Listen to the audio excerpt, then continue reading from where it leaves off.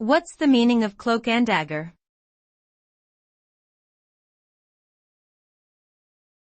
Cloak-and-dagger.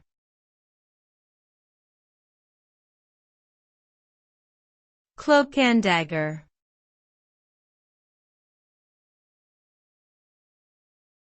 Cloak-and-dagger.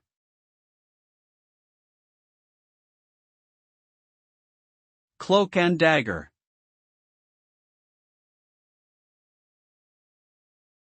The term cloak-and-dagger typically refers to secretive and often dramatic actions taken by individuals or organizations. It's often associated with espionage, covert operations, and underhanded tactics.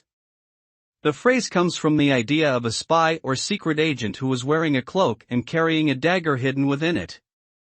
These actions are usually carried out in secret and with the intent of achieving a specific goal or objective. In short, cloak-and-dagger refers to clandestine activities and the sense of intrigue and mystery that surrounds them.